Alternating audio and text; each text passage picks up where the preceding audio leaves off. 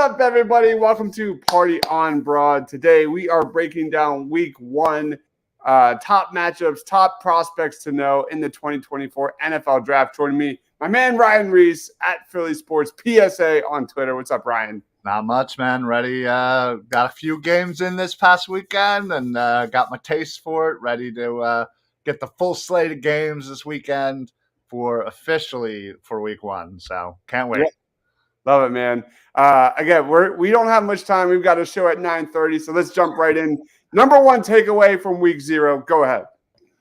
Listen, Notre Dame announced to the world that, hey, we need to be taken seriously. They were playing Navy, and they, were obviously it's a prime time. It's Week 0, and listen, they came out and they showed out.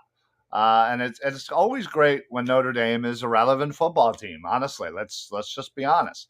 There's a lot of lore. There's a lot of history with the Fighting Irish. And listen, they came out and they said, hey, listen, we're going to be something that you need to pay attention to this year. And that's the biggest thing I took out of the games from this weekend. And I'm glad. I love it. I love seeing it.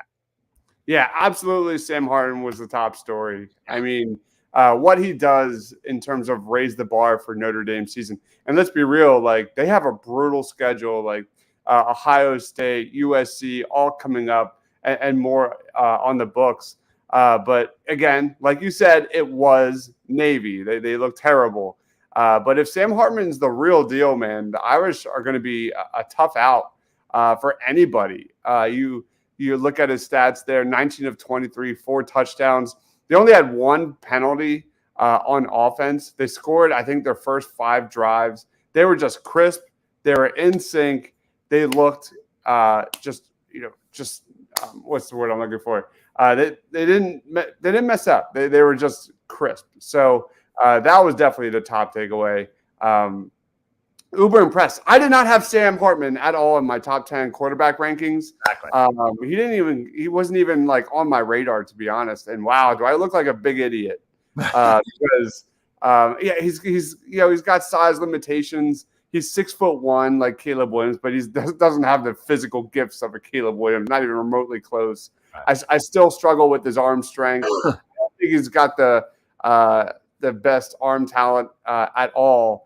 But he kind of gave me some like Stetson Bennett vibes. Like I think he's due for a really good year, and I think the Notre Dame Fighting Irish got themselves a good one, man. Any final thoughts before we move into top 3 targets to watch here in Week 1? No, I mean you said it perfectly. Notre Dame did what they needed to do, and that's exactly how you start off with the Week 0 victory. All right, let's jump into top Eagles targets to watch Week 1.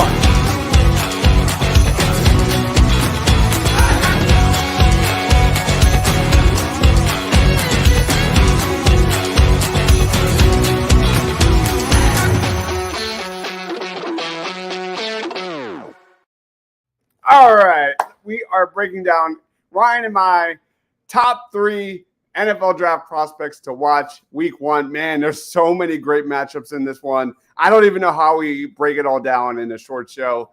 Ryan, lead us off. Who is a guy on your radar? So, when I look at, trying to predict the Eagles and what they are going to need next year, it's hard because we don't know how the season's going to play out.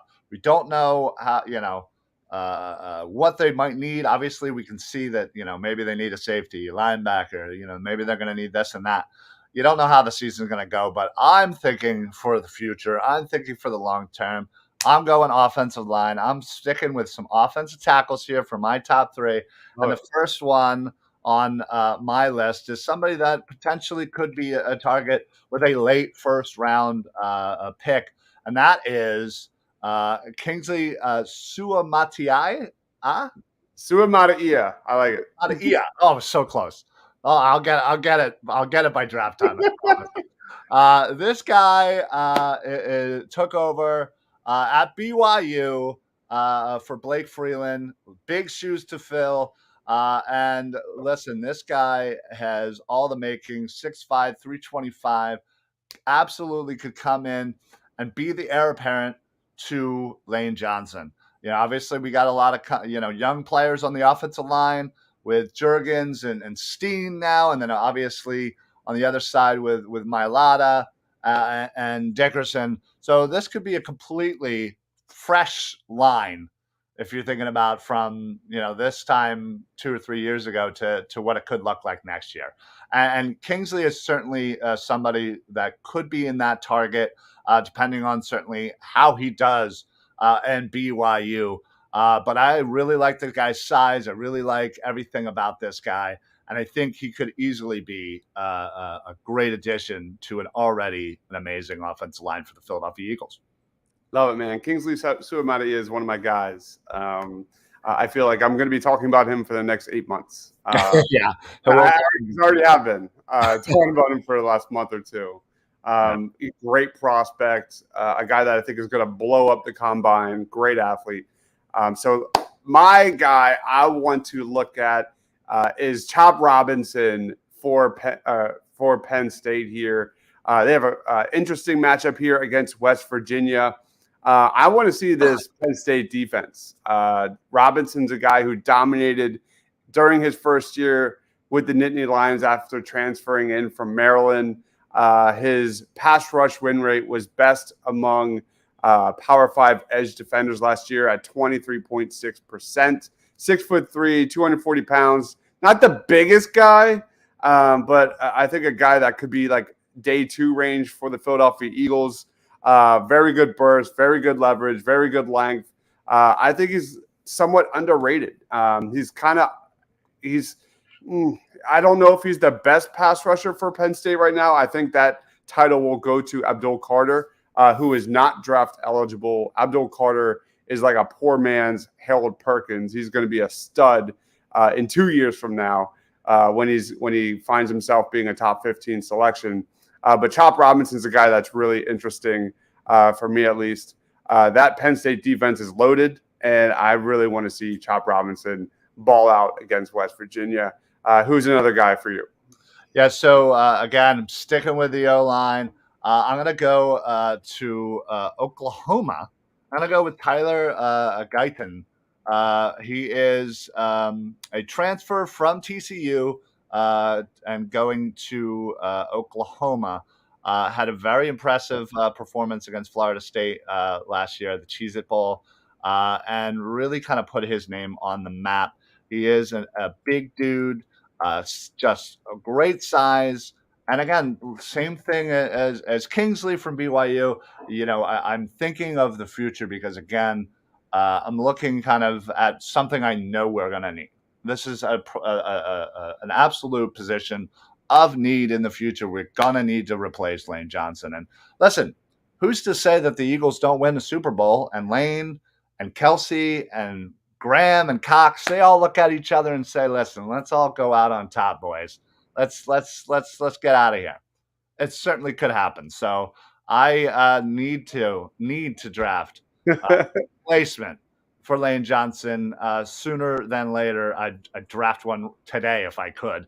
But yeah, this guy has, I think he definitely could have a potential, depending on how his year goes, to really gain, some interest in potentially getting, as a solid day 2, maybe early day 3 kind of guy here. Mm-hmm. So I believe he has the absolute talent. He has the size, and just is really about that potential of where this guy can take himself. So let's, again, I'm going to be focusing on a lot of OTs this year for college football because, again, need to replace Lane Johnson. Absolutely. Let's go to linebacker, one of your boys. A guy that I'm watching here is Jeremiah Trotter Jr. As Clemson has a very underrated matchup here with Duke week 1. The matchup I'm looking at is Jeremiah Trotter versus Riley Leonard, who I think is one of the most underrated quarterbacks in college football. I think Duke is really intriguing, man. And I don't think they get the proper respect they deserve. They bring back 17 starters from last year. They're completely loaded on offense. They have one of the best offensive tackles in Graham Barton. So I think Jeremiah Trotter is going to have a good test. I think Riley Leonard's kind of a uber underrated dual threat kind of quarterback. And then you look at, Clemson setting the tone week one as arguably the best defense in college football this year, led by their guy, number one guy, and that's Jeremiah Trotter. No question about it, man. This Clemson defense is absolutely loaded. Trotter Jr., Barrett Carter, Nate Wiggins, Andrew Makuba, Tyler Davis, Ruka Warharo, man, it's just so ridiculously deep. All those guys will be drafted in 2024. And I look at Jeremiah Trotter to drop the axe at least a couple times against Duke. That's a big one for me. What's your number 3?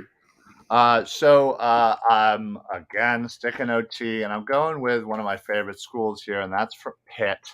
We're gonna go with Matt Goncalves. He is he started 8 games at right tackle, 5 at left tackle for the Pittsburgh Panther offensive line. Was selected to the All-ACC third team, and I fully expect him to kind of make a huge jump this year for his senior season. Now, again, this guy I think is a little bit more of a day 3, early day 3, maybe 4th round kind of guy, but I feel like the potential is there for him to kind of keep moving up. Again, when you look at prospects throughout, when you first start looking at them to when they end up, at the draft, so much can happen. So much movement can happen. I mean, we've seen it go both ways where a guy slips.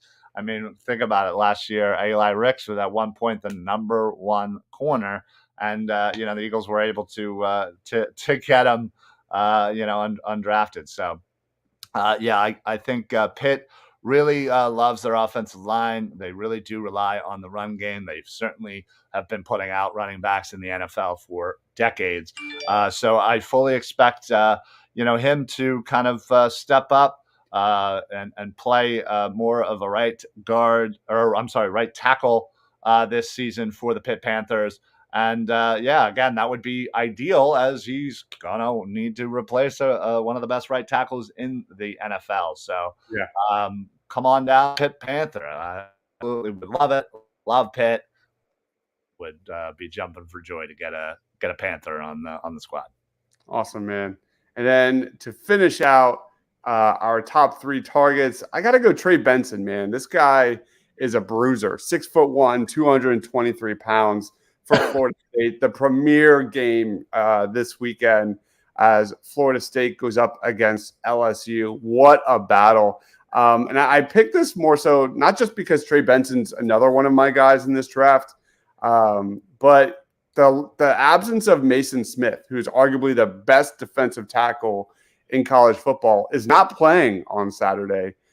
He's suspended right now due to receiving improper benefits or something along those lines. But I thought there's always a market in Philadelphia for big-bodied backs. You look at them looking at like a Rashad Penny, and I think this guy really fits the bill as a day 2, day 3 guy. Coming off a very efficient season last year for Florida State. Those are going to be even better. He's a guy that can make guys miss. He's a guy that has patience, really good footwork, average long speed, but definitely a guy who has running back potential at the next level. This guy, I think, is going to be the difference maker in that Florida State LSU game. So that's a little bit about Trey Benson, man. That guy's a stud. Florida State's completely loaded with skill position guys, Jordan Travis, Johnny Wilson, Keon Coleman, but I think Trey Benson is just legit, man. Yeah, no, I there's something about Florida State running backs that just is so intriguing, and I absolutely love it. There's those positions in the college football where, just again, based on previous NFL players and that, you just kind of gravitate towards. You're pulled in, and Florida State running back is certainly one of them for me. Yep. All right, and our final segment of the night, we're talking players of the week predictions. Let's get it. You can't manage this, can't break this, boy, I'm funded. Gotta keep my distance when you not 100. Those the same ones say they love you, lay they funny. You can't match my energy, and yeah, you know it. Way too cold, yeah, man, I'm way too cold. Way too cold, yeah, man, I'm way too cold. All right, right, let's jump into our predictions from last week. Not the greatest showing, at least on my end. Week 0, Ryan went with Audric Estime, running back for Notre Dame, finished with 121 yards on 18 touches. I went with Marshawn Lloyd out of USC, who finished with 54 yards on 10 touches. This one's not even close. Ryan, you get the dub week 0 here. I'll give you the 1-0 dubs on 1, man. All right, here we go. Let's jump into week 1, man. Who is your player of the week? So, when I was, again, kind of thinking of this and based on the nice curveball you gave me right before last week, it's tough because, we saw that, it was smart for to kind of maybe not use any of the USC guys because they dominated so much. They just were spreading the ball around and, it's hard to kind of know, especially with college football, where to kind of when a guy's going to have that performance, and so when I looked at it, I wanted to stick with running back, and unfortunately, you already kind of hit on this player, and this is, I'm going to go right back to who you were just talking about. I'm going to go with Trey Benson. Honestly, I think the absence of Mason Smith is going to be huge. This is going to be a game that's going to be a lot closer than the games where we just saw. So they're going to be in it. They're going to need to be heavily involved in that run game. And honestly, I think Benson has a big time potential to not only get the usage but be a game changer. Get in the end zone a couple of times. Get over 100 yards. And again, not having Smith there is gonna be huge. Is that going to be what drives Florida State to a potential victory? I love it, man. Big fan of that selection. Another guy to watch for that LSU defense on the interior defensive line is Mekhi Wingo. Yes. Really, really talented player. I think probably could be a day 2 pick, but he's not Mason Smith. Right. That's a very, very good selection.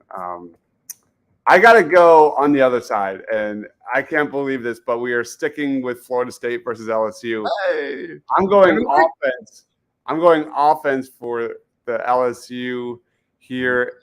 Give me Malik Neighbors, wide receiver. He's my wide receiver 3 in this draft. I look at Florida State and I see them absolutely loaded on the defensive line. Jared Verse, they dominated the transfer portal this offseason. That D-line is deep. It is strong. Verse, Fabian Lovett, man, that is a great duo to have. But when you look kind of deeper into that Florida State defense, they're a little bit less on the defensive backfield. You've got cornerback Ventrell Cypress II. He's a guy who broke 14 passes last year, made 39 stops.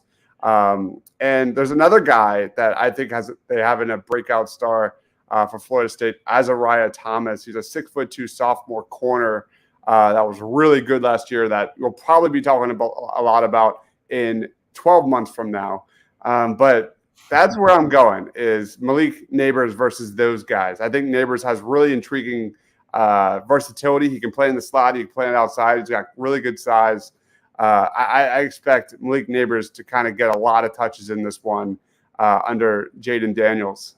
So I like the showdown here, man. I'm excited. We have the same game. That was a great selection. Neighbors, obviously a top wide receiver, and unfortunately, Florida State really doesn't have a guy that really stands out in that cornerback room. So. I think it's based on the matchup. I think it's great based on the fact that it is going to be the game of the week. It should and hopefully is a close game, goes down to the wire, and I cannot wait to watch this game. Honestly, it's going to be fantastic. All right, guys, that wraps it up here for NFL Draft Weekly. Ryan, where can we find you, man? Listen, you guys can find me on all social media. Search up Philly Sports Alliance right here on Twitter. Facebook, put on those automatic notifications. You get all of the Philly Sports Alliance shows. You get all of the Edge of Philly Sports shows coming through as well. All the post-game stuff always coming through. Those automatic notifications. You come in live. come in, talk with us, hang out. Other than that, I got Football Smack Talk show on Monday. Did the show earlier today. We got Birds of the Round Table tomorrow. There's, come on, we're on. Me and this guy are probably, every day of the week here. So, yes, reach out, have fun, and make sure you follow this guy everywhere you can as well. Yeah, man. Phillies won. We got to comment. They won. Woo. Very good. They're rolling, man. Trey Turner. Love it. Yeah, baby. 2 homers today. But anyway, we are going live in just 7 minutes with a fantasy football draft. 10 or 12 of us will be live. Yeah. Chaos. Chaos. It's going to be a lot of fun. So come check us out if you love fantasy football. Tomorrow night, Birds of the Round Table at 8 o'clock. We'll be comparing the Eagles' final 53-man roster. That should be announced, right, by then? 4 o'clock is the official deadline, and Howie loves to make a couple extra moves there. So I'm hoping we get a couple before we go live. Yes, and we will be comparing last year's roster to this year's roster, grades, all that fun stuff. Party on Broad will be Wednesday. I'm sure talking more Eagles, getting ready for football season. I don't have it in me to talk any more Sixers, man. No, Sixers. I feel like are they're in a permanent timeout here until some action happens. Yeah, I've been. If you love the NFL draft, I've been just pushing some top rankings of team-based videos, like top prospects on LSU, top prospects on Florida State, top prospects on Georgia. You name it, it's all there. So go on for the game, huh? Yeah, watch that before the games on Thursday, on Friday, on Saturday, you name it, because there's a lot of good ones this year. So he is Ryan Reese. I am Dives. Thank you, everyone, for watching. This is NFL Draft Weekly every Monday night at 9 o'clock. We'll see you in a few minutes for a fantasy football draft. Stay awesome, everyone.